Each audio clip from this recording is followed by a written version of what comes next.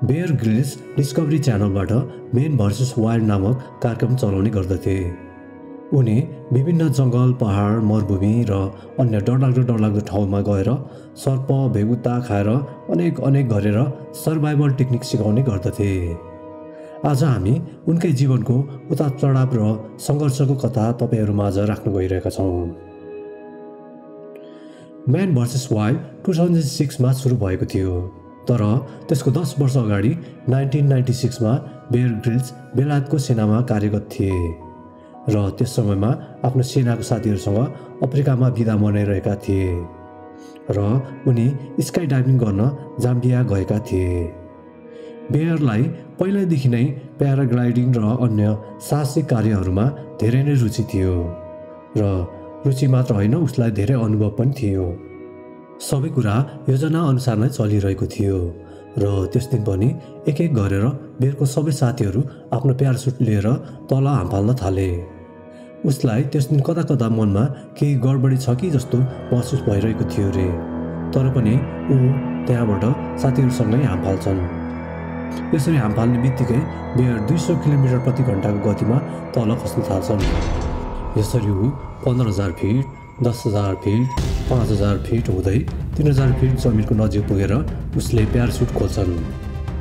तर प्यारासुट खोले पनि उसको जमिनमा झर्ने रफ्तार हुने कमी आउँदैन अनि बेयरले मुन्टो उठाएर माथि हेर्दा प्यारासुट राम्ररी खोलिएको हुँदैन।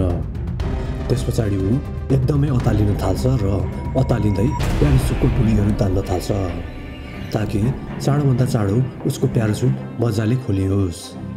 तर आजको दिन भाग्य उसको पक्षमा थिएन। यति गर्दै ऊ जमिनको धेरै नजिक पुगिसकेको हुन्छ र ऊ एक्कासी झाडीमा लतारिँदै जमिनमा बजारिन पुग्छ र चारैतिर अँध्यारो छाउँछ।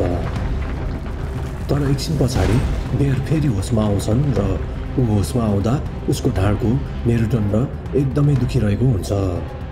तीव्र गतिमा बजारेको कारणले गर्दा ऊ हल्लिने पनि नसक्ने अवस्थामा हुन्छ। उसलाई त्यो समयमा यति धेरै दुखाइ हुन्छ कि उसलाई त्यो समयमा बाँचेको भन्दा मरेकै भए जाति हुन्थ्यो जस्तो लाग्छ। तर त्यस दिन उसलाई मृत्युले पनि साथ दिँदैन। त्यसैले ऊ त्यही ठाउँमा तर्पिँदै बसिरहन्छ र त्यसको केही घन्टा पछाडि उसको साथीहरू उद्धार गर्न त्यहाँ आइपुग्छन् र उसलाई हतार गाडीमा राखेर नजिकैको हस्पिटलमा लैजान्छन्। बेयर भन्छन् कि त्यो समयमा मेरो दुःख यति धेरै बढी थियो कि म धेरै नै छटपटाइरहेको थिएँ। म बारम्बार बेहोस हुँदै होसमा आउँदै गरिरहेको थिएँ। तर हस्पिटल पुगेपछि डाक्टरले मलाई पेनकिलरको सुई लगाइदिए र बिस्तारै मेरो दुखाइ कम हुन थाल्यो। उसले सोचिरहेको थियो कि ऊ चाँडै नै निको हुनेछ, तर खास कुरा अर्कै नै थियो।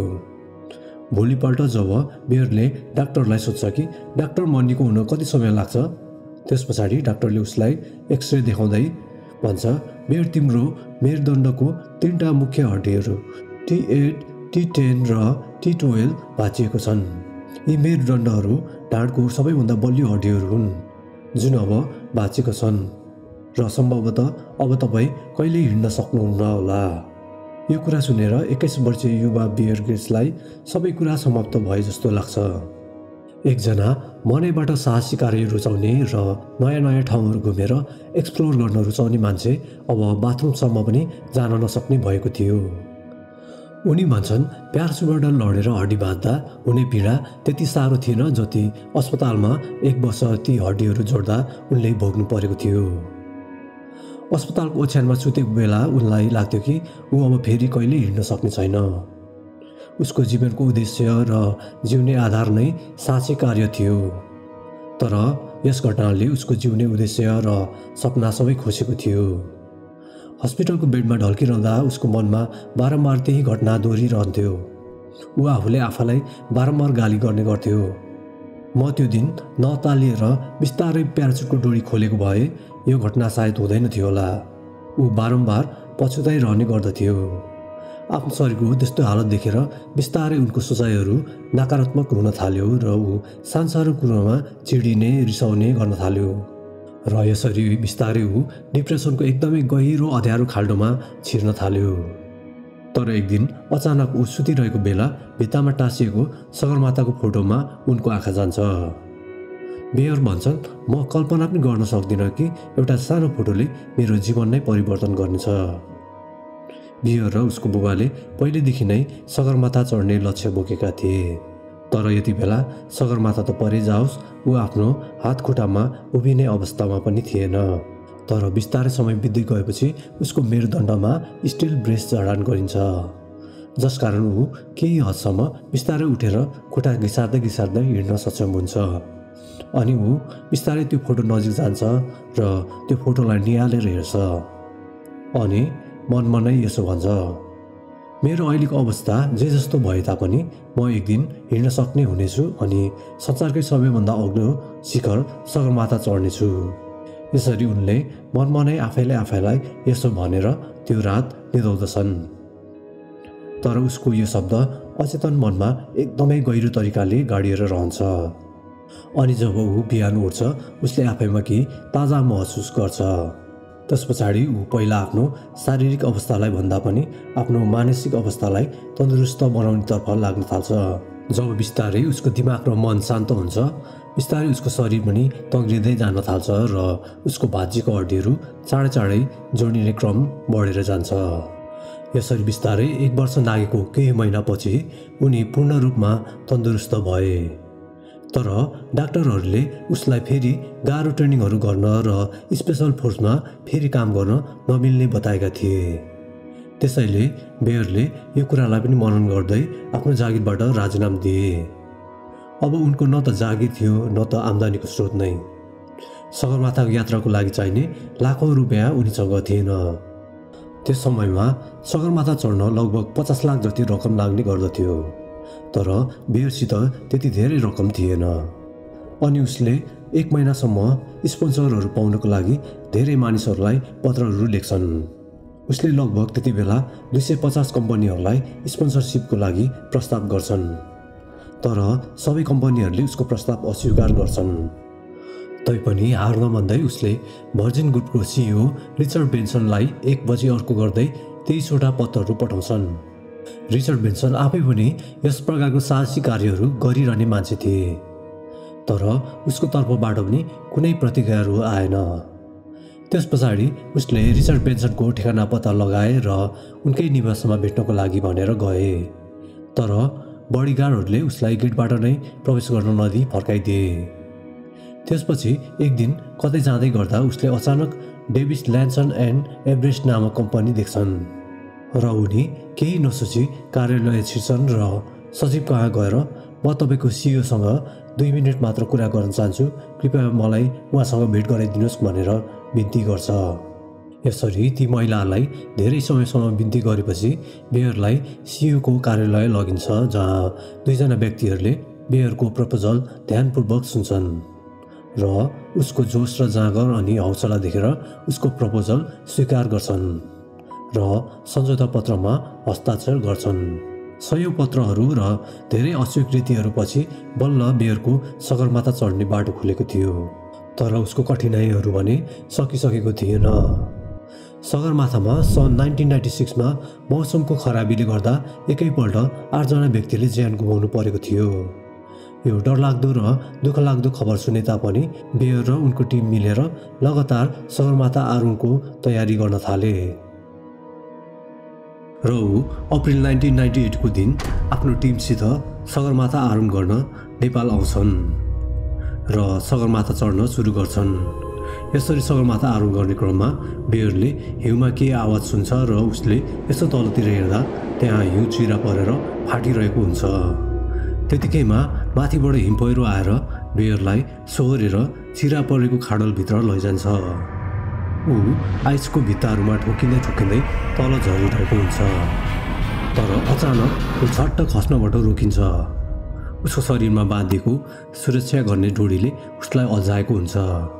ऊ झरेको बरफको खाडल यति धेरै गहिरो हुन्छ कि उसले तल जमिनको भागै देख्न सकिरहेको हुँदैन र उसित समय पनि थोरै मात्र हुन्छ, किनकि डोरी पातलो भएकोले चाँडै चुडिने सम्भावना बढी हुन्छ।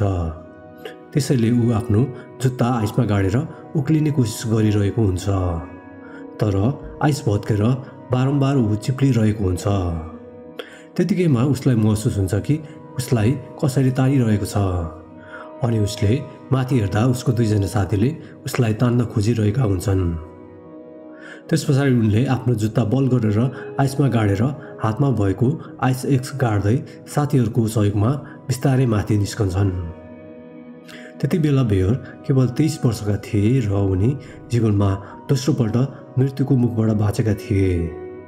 बेयरलाई यस घटनाले गर्दा धेरै नै चोटपटकहरू लागेको थियो र केही दिन आराम गरेपछि बेयर केही जाति हुन्छन्, तर लगत्तै उसले एउटा नराम्रो खबर सुन्छन्।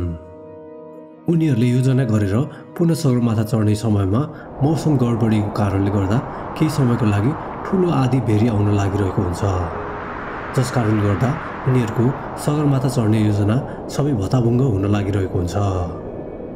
तर बिहान सगरमाथा आसपास आइरहेको आँधी भेरी अचानक अन्त्यतिर मोडिएर जान्छ। त्यस पछाडि भोलिपल्ट बिहानै उठेर बेयर र उसको टिमले सगरमाथाको आरोहण सुरु गर्छन्। दुर्घटनाको कारणले गर्दा बेयर अलिक कमजोर महसुस गरिरहेका हुन्छन्, तर मौसम राम्रो भएको कारणले गर्दा उनी उत्साहित भएर आफ्नो सबै ऊर्जा यस अभियानमा लाउँछन् र केवल 52 घण्टामै उनी क्याम्प 1 र क्याम्प 2 छिचोलेर क्याम्प 3 सम्म पुग्छन् र बिस्तारै उनीहरू सगरमाथाको खतरनाक क्षेत्र क्याम्प 4 तिर उक्लिरहेका हुन्छन् र यो क्षेत्रलाई डेथ जोन पनि भनिन्छ। यस क्षेत्रमा अक्सिजनको मात्रा ज्यादै नै कम हुनाले धेरै आरोहीहरूले ज्यान गुमाउने गर्दछन्। उनी यस अघिको घटनाले गर्दा पूर्ण रूपमा तन्दुरुस्त भइसकेका थिएनन्, त्यसैले पनि उनको मनमा डेथ जोनको भय बारम्बार मडारिरहेको थियो। तैपनि उसले आफ्नो मनलाई सम्हाल्दै यात्रालाई जारी राख्दछन्। उसलाई सास फेर्न निकै गाह्रो भइरहेको हुन्छ र उसको हातखुट्टाहरू धेरै नै थाकेर थरथराइरहेको हुन्छन्। तैपनि उसले बिस्तारै सगरमाथाको कठिन क्षेत्र हिलारी स्टेप पार गर्दै अन्ततः 17 घण्टाको लगातार आरोहण पछाडि सन् 1998 16 मेमा उसले आफ्नो बुवासित बाल्यकालदेखि देखेको सपना साकार बनाउँदछन्। उनीहरूको 3 महिनाको सगरमाथा आरोहणको दौरानमा 4 जनाले ज्यान गुमाउँदछन्, जसमध्ये 2 जनाको चिसोको कारण मृत्यु भएको हुन्छ भने 2 जनाको खोजमा खसेर मृत्यु भएको हुन्छ र त्यति बेला उनी 23 वर्षको मात्र हुनाले सगरमाथा चढ्ने सबैभन्दा कान्छा ब्रिटिस नागरिक बन्छन्। यसरी उनी त्यत्रो ठुलो दुर्घटनामा परेर पनि आफूले आफूलाई हौसला दिएर सगरमाथा चढ्न सफल भएकोले सबैले उसको प्रशंसा गर्छन् र उनी बिस्तारै सबैतिर लोकप्रिय हुन्छन्। त्यस पछाडि मानिसहरूले उसलाई सेमिनारहरूमा वक्ताको रूपमा बोलाउन थाल्छन् र उनीमाथि धेरै वृत्तचित्रहरू बनाइन्छ र अन्ततः उनलाई डिस्कभरी च्यानलबाट एउटा कार्यक्रमको अवसर मिल्छ, जसबाट हामी सबैले उसलाई म्यान भर्सेस वाइल्ड नामबाट चिन्न थाल्यौँ। बेयर ग्रिल्सलाई केही समय अगाडि सोधिएको थियो कि के तपाईँलाई प्यारासुटबाट भएको दुर्घटनाको पीडा अझै पनि हुन्छ? त्यसमा बेयरले आफ्नो यो तस्बिर पोस्ट गर्दै लेख्छन्, म त्यत्रो ठुलो उचाइबाट झरेको थिएँ, त्यसैले अवश्य पनि अहिले पनि मलाई धेरै नै पीडा हुन्छ, तर हरेक व्यक्तिले आफ्नो पीडासँग सङ्घर्ष गर्नुपर्छ। जीवन, समय, भगवान वा भनौँ भाग्यले हामीलाई यसै पीडा दिनको लागि दुःख दिएको हुँदैन। हामीलाई त यसले बलियो र योग्य बनाउनको लागि यसो गर्ने गर्दछ। हामीले जति ठुलो दुःख र असुविधाको सामना गर्यौँ त्यति नै हामी बलियो र सक्षम हुँदै जान्छौँ। अनि ग्रिच भन्छन्, कठिनाइ र समस्याभन्दा राम्रो शिक्षक अरू केही पनि हुँदैन। त्यसैले सबैले कठिनाइ र असुविधाहरूलाई स्वागत गर्न सिक्नुपर्छ। हस् त आजको लागि यो जानकारी तपाईँहरू माझ राख्दै म बिदा हुन चाहन्छु। यदि तपाईँहरूलाई हाम्रो कार्यक्रम मन परेको छ र आउने दिनहरूमा यस्तै रोचक जानकारीहरूमाथि बनाइएको भिडियोहरू हेर्न चाहनुहुन्छ भने कृपया हाम्रो च्यानललाई सब्सक्राइब गर्न नबिर्सिनुहोला।